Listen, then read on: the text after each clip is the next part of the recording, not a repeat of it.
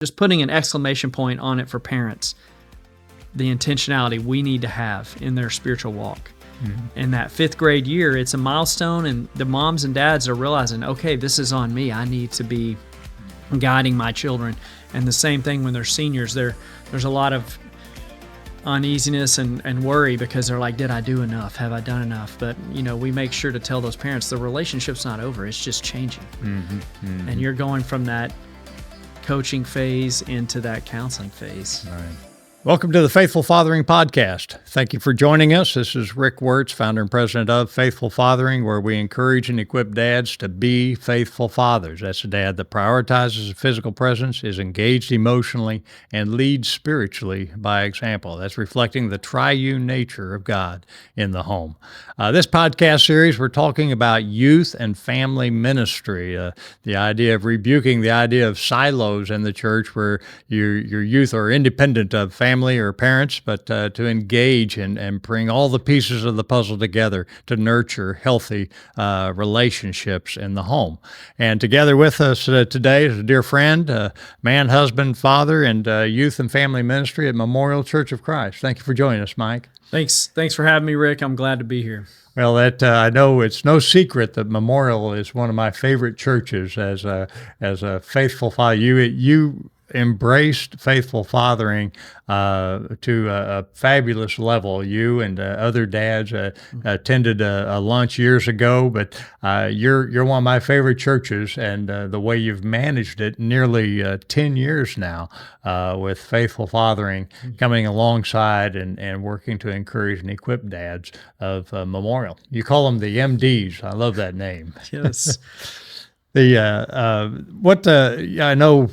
The design is always to get a core group of dads together. And you brought, as I recall, at a luncheon back in 2014, you brought guys that essentially made up the first core group. Can you tell me a little bit about that, how that came together and what made up that core group? Sure, Rick. Well, it all started from another church having a successful faithful fathering ministry, and one of their core group men, Sean, he invited a coworker to come to this lunch, and that coworker, Kelly Peace, was a member at our church, and he reached out to several of us here at Memorial and asked us to join him for this lunch. And honestly, my first thought was, I'm very busy in ministry, and I don't have time for another ministry.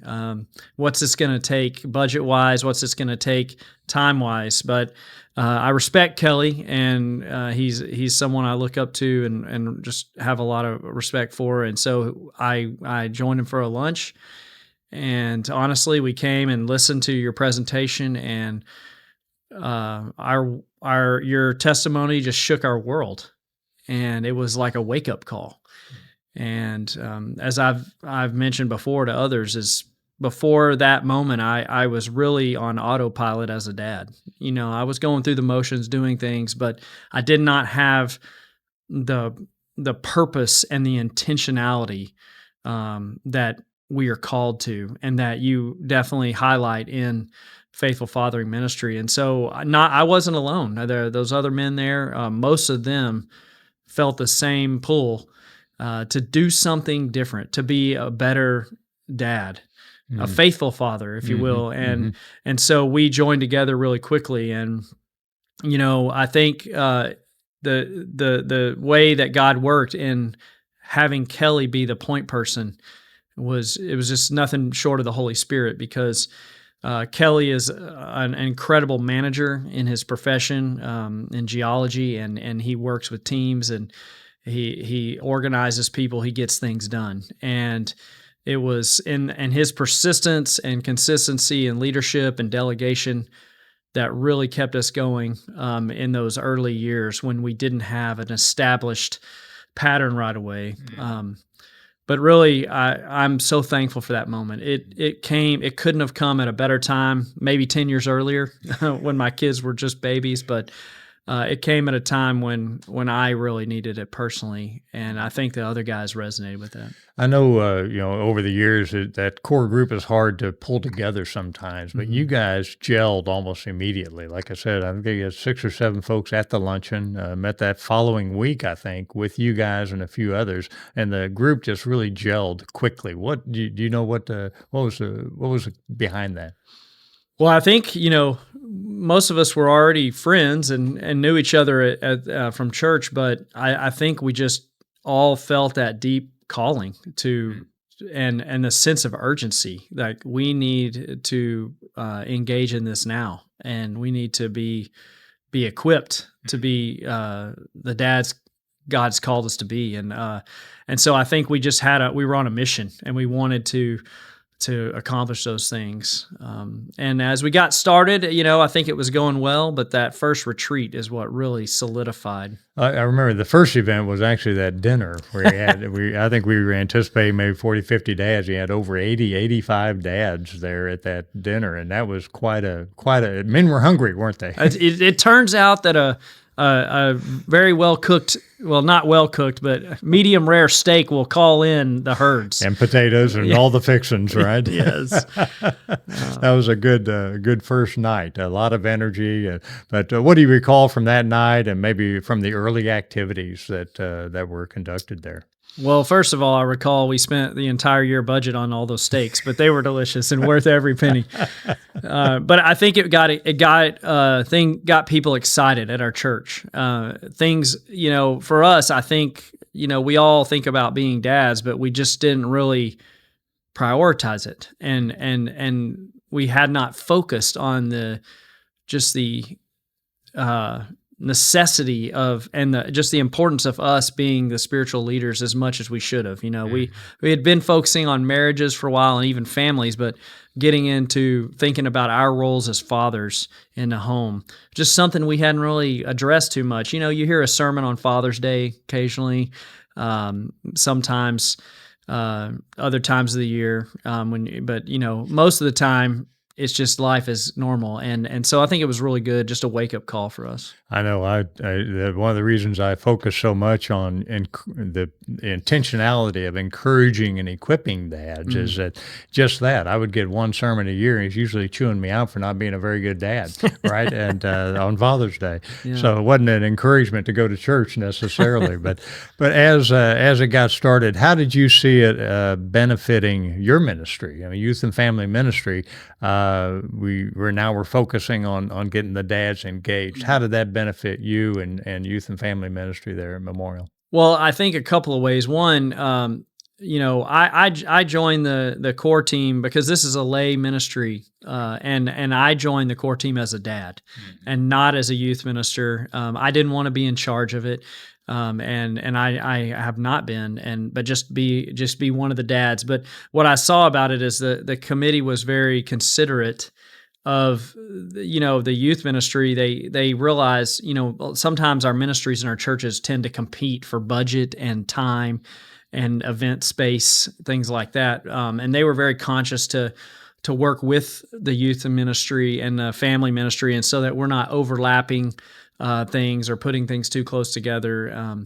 And more on that, I saw the dads, as they became more comfortable engaging spiritually with their kids at these fathering events, then they were more comfortable to step into the youth ministry and be leaders in there, because it was something that they'd already done in a church event, in a faithful fathering event, or a Memorial Dads MDs event. And so that really blessed our youth ministry. And then going down the line a little further, I could see the spiritual growth in a lot of our kids that was improving. Amen. Well, I know that's one of the biggest attaboys we've received as a ministry. Another youth director had said that he no longer has to ask for volunteers. Where the dads are coming up saying, "How can we help?" And that was a tremendous blessing to hear that once the dads get engaged, you have some new leadership and some more engagement. Now, as you mentioned, I think about a year and a half in, we started talking about the idea of a weekend retreat. And I know you guys do a lot of weekend retreats, marriage and family, and it wasn't necessarily high on a priority to do another daggum retreat. I remember there was a little bit of pushback on that. But as you guys so faithfully always do, you pray about it and you decide to go for it. And that first retreat, tell me a little bit about how that came together and the impact that that had. Well, I think we committed to it and we were ready, and we used our experiences from other retreats and we planned it out, and we're very thankful for your guidance and help on structure and just kind of the goal and the purpose of the retreat. But I think what really just shook us all to the core was that Sunday morning when we got to, after our worship time, we got to take part in that public blessing of our daughters on that first father-daughter retreat. And I remember staying up the night before, writing this letter to my daughter, who at the time I think was 7 years old, maybe 8.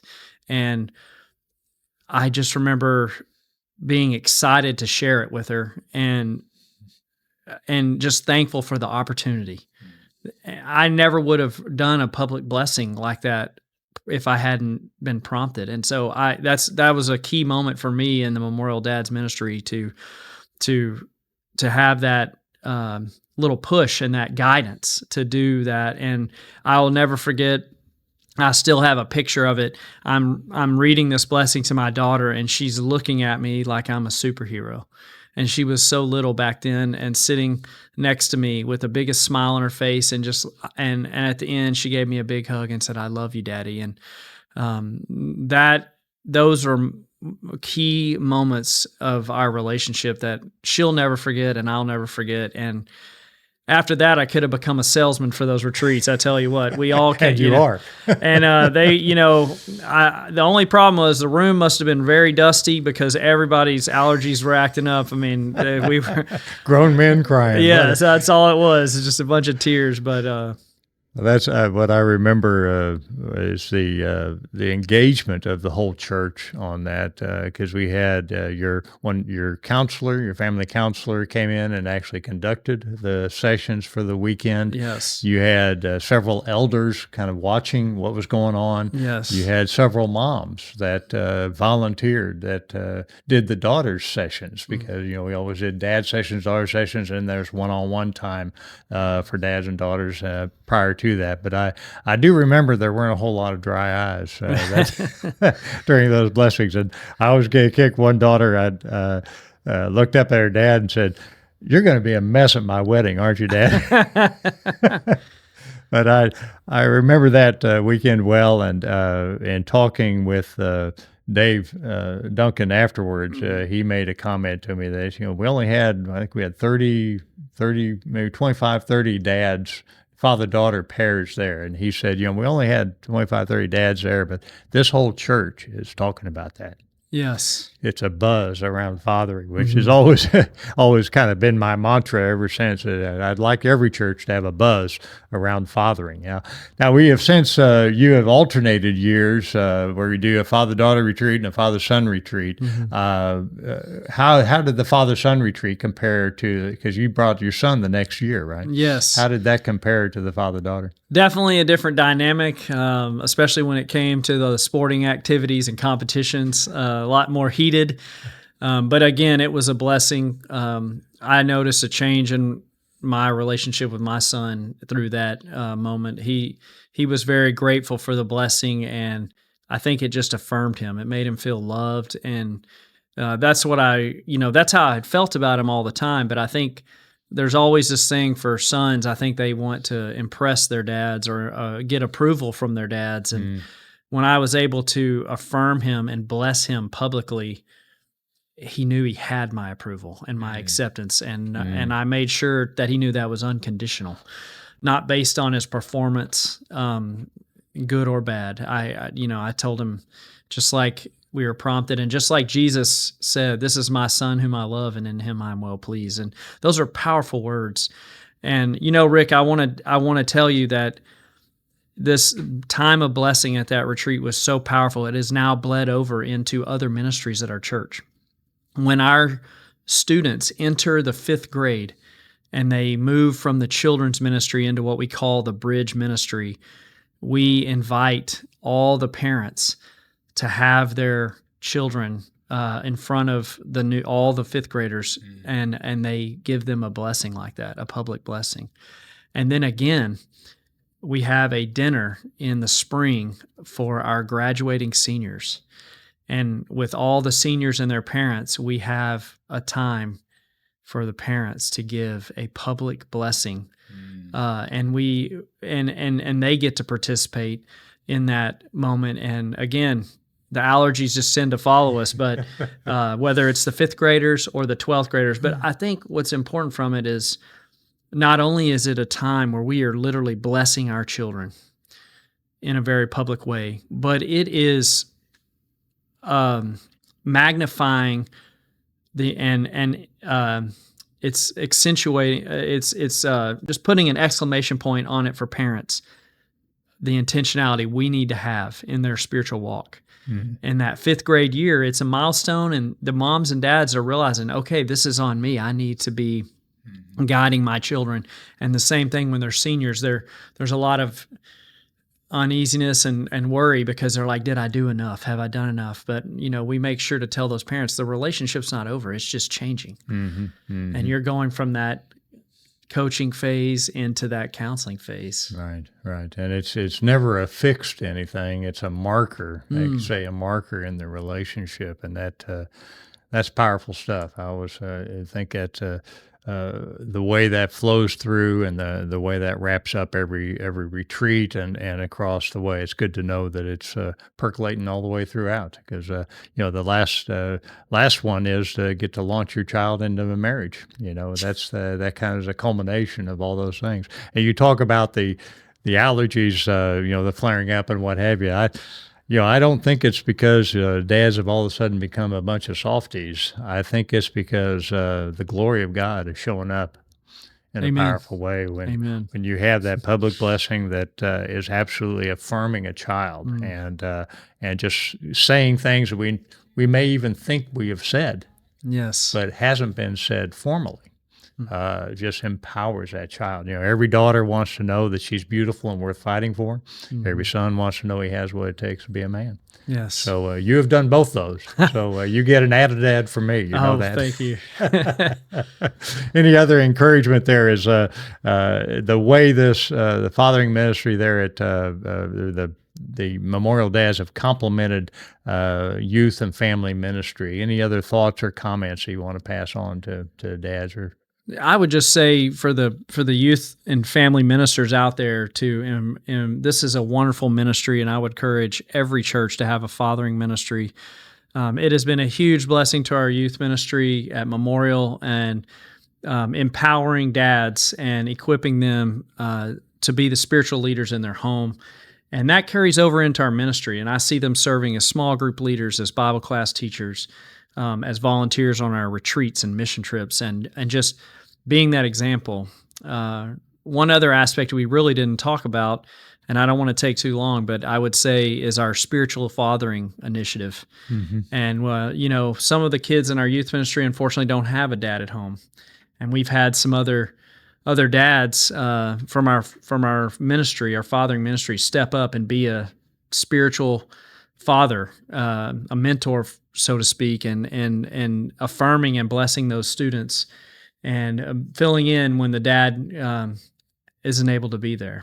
Fantastic. That is a powerful, powerful step. That's a neat thing. We'll talk about in the next segment as well, just how those things mature and how the group is encouraged to think beyond what is just your own interaction. But Mike, thanks again for your words of wisdom. And dads, you've heard it, that the idea is to a fathering ministry can absolutely complement what's going on in other ministry in the church. It's not and I just tip my cap to Mike as he is here he's on the group as a dad, even though he's on staff. So we let him be on the group, even though he's a staff member on there. We generally emphasize that it is a lay-led group so that we aren't burdening the staff. But again, Mike has been such a blessing. Thank you, Mike, for being here. Thanks for having me. And dads, just pick up the baton, initiate a fathering movement in your church, and contact Faithful Fathering at faithfulfathering.org. Or call 281-491-DADS. That's 281-491-3237. We're always happy to talk about our Father and fathers. God bless. Godspeed.